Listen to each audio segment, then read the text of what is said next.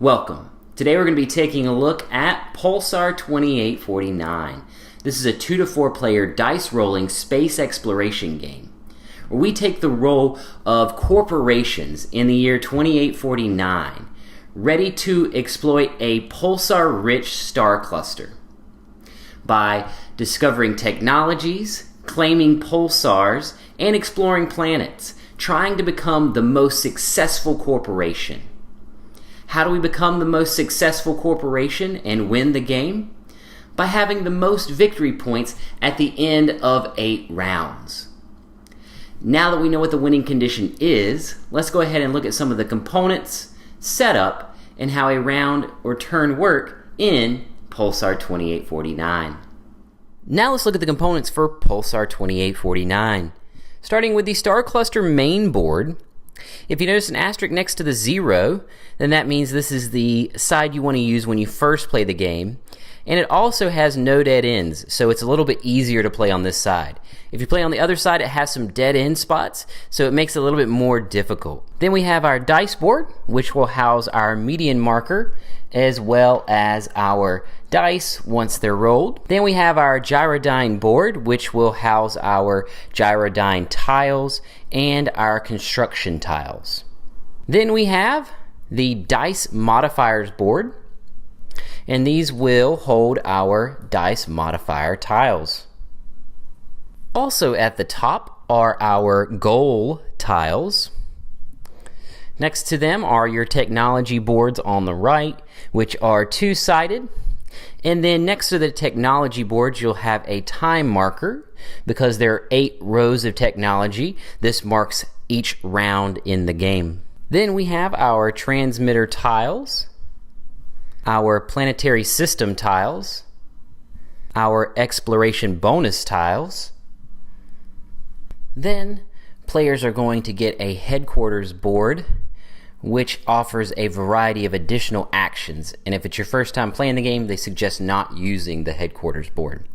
Each player is going to have in their player color, player markers, pulsar claim rings, 3 rocket figures, and 100/200 victory points tile. Lastly, we have our engineering cubes, and if you're running out of engineering cubes, or if you have a group of 4, you can turn them in for a tile that represents 4. Now let's look at the setup for Pulsar 2849. We're going to be setting this up for a 2-player game, and the setup for Pulsar 2849 takes 11 steps.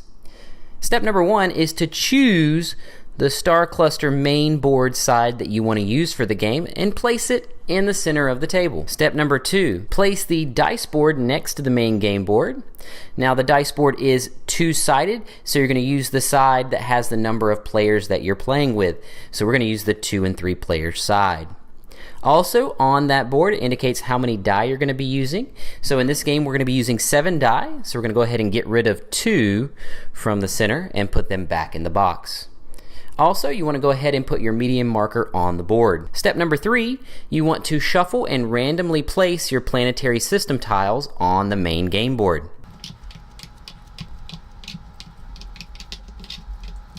Step 4, we're going to set up our Gyrodyne board. So you're going to separate your Gyrodyne tiles based on the number on top, and then you're going to take your construction award tiles and make sure that you stack them with the 7 on top.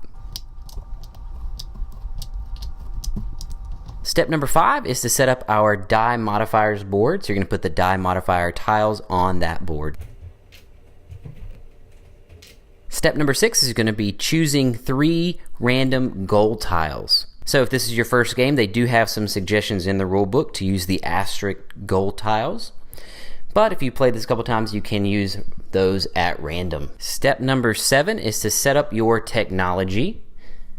So you're going to choose 3 random pieces. You're going to use a level 1, a level 2, and level 3 board. And of course, you're going to put your level 1 next to the board, level 2 on top, and level 3 on top of the level 2. If it's your first time playing, they do suggest you use A1, A2, A3, like you see here. and then you're going to put your time marker next to the first row to indicate the first round of the game. Step 8 is your transmitter setup, where you're going to separate your tiles by A, B, and C. and then you're going to shuffle all your A's, shuffle all of your B's, and shuffle all of your C's.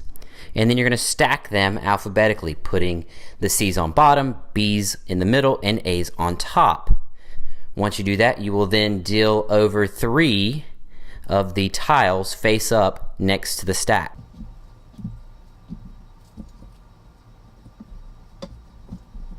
Step 9 is to set up your exploration bonus tiles. So you're just going to shuffle and stack those bonus tiles, and then you're going to place them next to the board. Step number 10, you're going to be setting up your engineering by placing pools of engineering cubes and tiles next to the board. Step number 11 is the player's setup. First, you're going to get an HQ board, unless it's your first game. In that case, you are not going to be using the HQ board. Now, on your HQ board, if you choose the side that says 2, that is for when you plan on doing a lot of movement with your ship across the board. If you choose the side that says 1, that's if you want to do a lot of building. Next, players are going to get their player color of rings, markers, rockets, and the point tile. Also, players are going to get 1 die modifier, plus and minus 1. And they're going to get a reference sheet. Now we're ready to place our initial positions. So, first determine the player order and place a rocket, or if it's a 2-player game, you'll place 2 rockets on the number on the die board. So let's say in this case, purple is the first player, and they're going to put 1 of their rockets on 1 and 1 on 3. Green is the second player, they're going to put a rocket on 2 and 4. If this was a 3 to 4 player game, you would not use 2 of your rockets on this. Now we're going to place a marker on each of the tracks on the die board. So you're going to put one on the initiative track and on the engineering track. If it's a 2-player game like you see here, we're going to place 2, making sure to put them stacked in reverse turn order.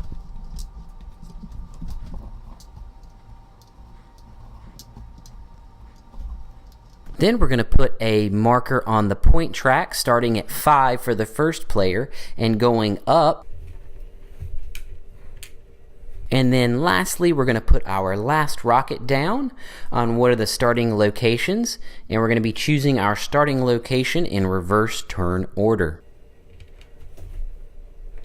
Now let's take a look at what a round or turn looks like in Pulsar 2849. There are 8 rounds in each game. Each round consists of 3 phases. Phase 1 is the dice phase. Phase 2 is the action phase, and Phase 3 is the production phase. Now let's look at Phase 1, the dice phase. During this phase, the first player is going to roll all of the silver die, place them on the die board, and determine where the median is located. So, to determine the median, you take the middle dice, which if we're looking at 7 die here, you're going to look to where the 4th dice is, which you see it's in the 3 box. Okay, we're going to cover that up. So right now, that's where it's located. We're going to cover it up and see where more die are. If there's more die below, then we'll slide it 1 to the left. If there's more die above, we'll slide it 1 to the right. So since there are 3 to the right, we're going to slide the median marker 1 to the right. In turn order, you're going to choose a die. If you choose a die that is to the left of your median marker, then how many ever boxes to the left it is how many you would move your player marker to the left on either the initiative or the engineering track. If you chose one to the right of the median, you would do the same thing. You would move your marker how many ever boxes to the right that die was. After every player has gotten their first die, we are going to then get a second die, this time in reverse turn order. So in reverse turn order, you're going to get a second die from the die board and adjust your markers. If this is a 2-player game, you won't go in reverse turn order, but you will stick with the order on your die board. When you're moving markers, it's good to keep in mind that you will stack on top if you land on other people's markers, and only your marker moves. It can't move the entire stack, as well as if you're in the leftmost and you want to move left again, your marker will only go to the top of the stack. Phase 2 is the action phase. Players will get one turn to use both of their dice to perform one of the following actions. First, you can fly your ship, which means you would move the number of pips on the dice, and you can't retrace a particular segment. So green can't retrace and go back. The only time that it's allowed to retrace a step when you're flying is if you are at a dead end. When you're flying your ship, if you end up passing through or landing on a planetary system, you would flip that tile over. If you flew through the system, you would place one of your markers on, starting with a lifeless planet, which would be the yellow planets on that tile. And then if there are none, like in this case, you would put it on one of the blue planets. If you pass through, you do not get the bonus that is on that tile. If you landed on that tile, then you would place one of your markers on a blue planet that's available, and then gain the bonus at the bottom. If you do not want the bonus at the bottom, you can draw an exploration bonus tile. If you end one of your turns on a pulsar, then you would simply put your ring around that pulsar to claim it. Now, if you happen to be on the other side of the board with dead ends, if you end up at a system or a pulsar, you do get a bonus exploration tile because it's at a dead end. Number 2 is to develop a pulsar. So in this case, you had one claimed. You can take an action to develop a pulsar, which means you are going to get or buy a Gyrodyne tile and place it on a claimed pulsar. So if you got a Gyrodyne tile that is on level 3, so you spent a dice of value 4, then you could place it on your claimed pulsar. Now these Gyrodyne tiles are levels 1, 2, and 3, and of course the increase in difficulty. So if you wanted to flip this over and actually put it to use, then you would have to get a 6 to start it spinning. If you wanted to use a level 2, you'd have to get a 5 to start it spinning and 3 for a level 1. If you get 2 of the same level, then you would get a construction bonus tile, and for the first person to do that in level 1 you get 7, the second person will be 4, and the same thing for level 2 and level 3. So with these pulsars, you first claim it, then you put a Gyrodyne tile inside of it, and then once you've done that, you can spend an action to flip that tile over and start the pulsar spinning, which would give you victory points during the production phase of each round remaining. The third type of action you can take is to build transmissions. When you're doing that, you're going to pay one of the die on the transmission tile and then put it in front of you. When you have completed it, spending all of the die cost on the tile, then you would flip it over and immediately gain the blue production, and from here on out during the production phase you would get what is in the green box. Also, when you connect 2 of them and complete them, they form a red die with a number. You can use that die only during the round you complete 2 and create that red die. The fourth type of action that you can perform on your turn is to patent technology. With the technology boards on the right side, in that time marked row or below, you have technology available to you. To get the benefits of that particular technology that you want, you would simply pay the die cost that is to the left of the benefit, and then put one of your player markers on that particular die. If there are 2 die for a particular technology, that means 2 players can get that technology in one turn. If there's only 1, then only 1 player per round can get that technology. So the next round, that player marker would slide down to the locked circle, and then the technology would be made available to anyone else during that next round. Only 2 players can have a technology of any type on the board. You can never have a third person getting a particular technology. If it's a 2-player game, only 1 person can get a technology. So you can't have but 1 player on each and every one of those technologies in a 2-player game. The 5th type of action is your headquarter projects. So on your particular board, you can pay the die cost and gain that particular effect. Now, first round, only the bottom 3 are available to you. Once you've completed 2 of those, then whichever action is above it is now available. And then lastly, you can, for an action, buy a die modifier. Phase 3, the production phase. During this phase, you have 9 steps that you need to carry out. Number 1, determine the new order of play based on your initiative track.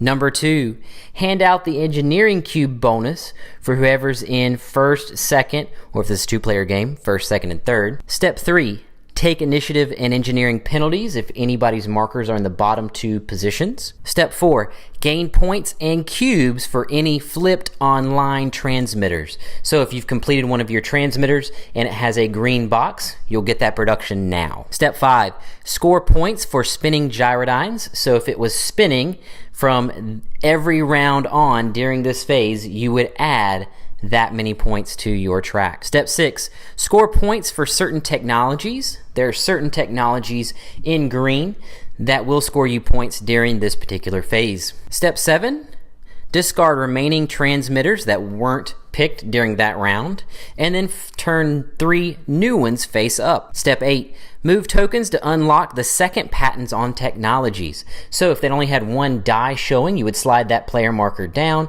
and open it up for another player during this next round. Step number 9, advance the time marker. So you would take that red arrow and slide it up for the next row. Once you've done this, rounds will continue on and on. After the 8th and final round, you'll go into the final scoring. The final scoring summary is on the back of your reference sheet. The first thing that you're going to do is look at the purple patents. If anyone has a purple patent, they will give you points at the end of the game. The second thing is to score points for gold tiles. And it's at this point where people can use their engineering cubes to buy more points on those gold tiles. The third step in the final scoring is to score 1 point for each pulsar you have claimed. The fourth thing is to score 1 point for each Gyrodyne tile that's still under construction or in front of you. The fifth thing is to score 1 point for each pair of engineering cubes you have left. The sixth is to score for your position on the initiative track. And this is located on the back of your reference sheet on the very bottom on the left side. And then finally, you are going to score for your player markers on each of the planetary systems. So, depending on the number of player markers you have in planetary systems, you would score that many points.